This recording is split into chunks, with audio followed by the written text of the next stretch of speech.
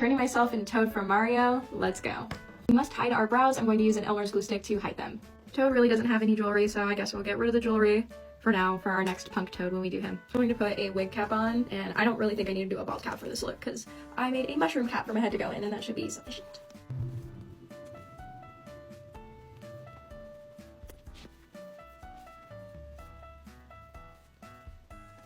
I like to work on other things while I let my brows dry. So we're going to fill in his little jacket that I already drew out just with like an eye pencil, and it is blue, and then he has like a gold border around his little jacket. We're just gonna fill that in. I'm using Mayron body paints on that. We're back. Our little vest is painted, and now I'm gonna start blocking out my eyebrows. I'm using this orange pastel cream paint stick, and I'm just gonna go over my eyebrows to start concealing them. And then I do want to paint my face and like my skin areas with the color that I feel like is closer to his shade. I'm using the benign neutral setting powder, and I'm just going to set these eyebrows. I have a feeling that this look is definitely going to be a very cursed looking look. It's going to be nightmare fuel because he does not have very many facial features or any at that, so it's going to be creepy. It's going to look very creepy and right up my alley.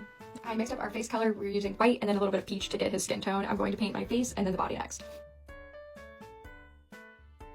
Body and face are painted. Now we just need to add some shadows. We're gonna add some shadows around the vest just to give it a little bit more of a 3D effect, and we'll add the little smile. We are back, and this is the creepiest smile.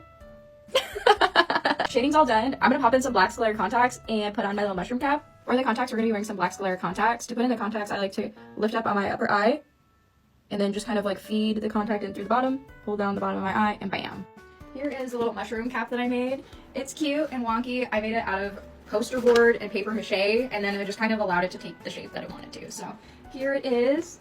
I believe this is the front. And I made it so it could be wonky because it's supposed to go with our Toad part 2. And here we have our Toad. It looks so creepy with the smile. Okay, go to part 2.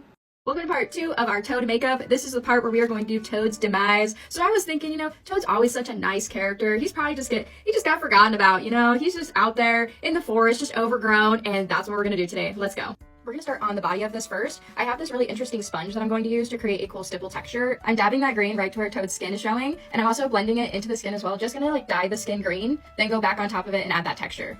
Take off a little bit of this jacket piece right here, just to open the skin up a little bit and make the costume look a little torn. And we'll do one over here too. And then I'll add a little bit of that green color underneath so that skin pops through. Or we'll just add moss around it. Something like that.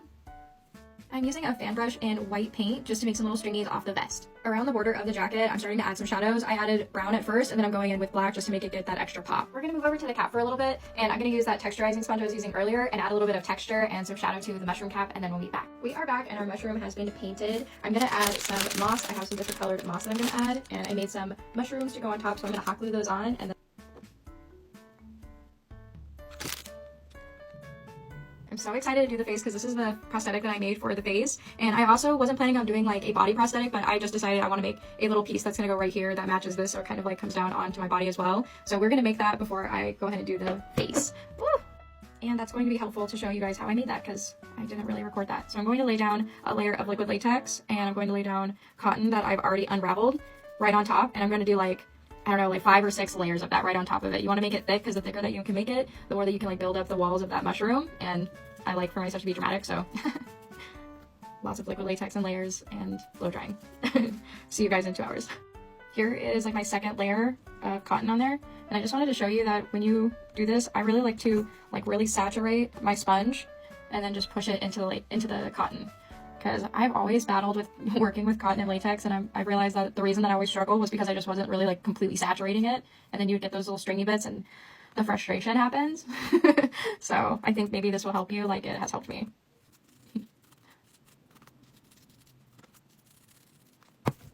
To make the little divots inside of the liquid latex, I'm just taking, there's like a little metal like circle dot thing at the bottom of this. It's for like nail art, and I'm just digging it into this cotton and then just pulling it to each side, trying to kind of like dig into the cotton, and then that'll start kind of forming each of your little holes.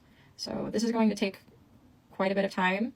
So if you do this, definitely be patient because it is timing. And then you can also take the end of a brush, and I also like push into each of them, and that'll help as well. And you'll just kind of shape each of these little holes. You little fungus.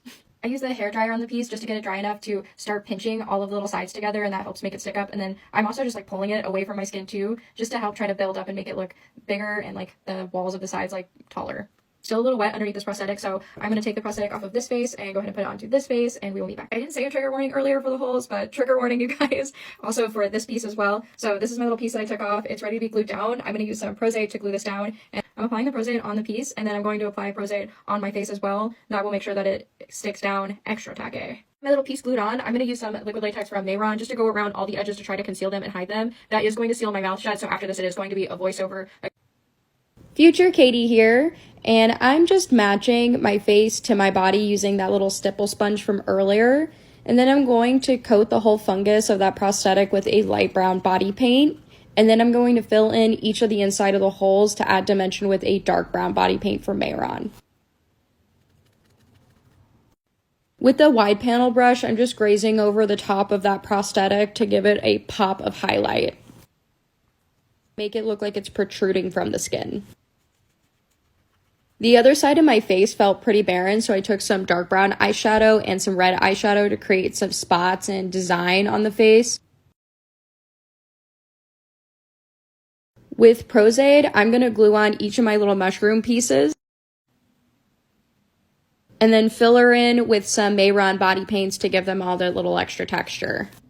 Then I'm going to glue on some of those little mossy pieces around some of the mushrooms and then also on the body.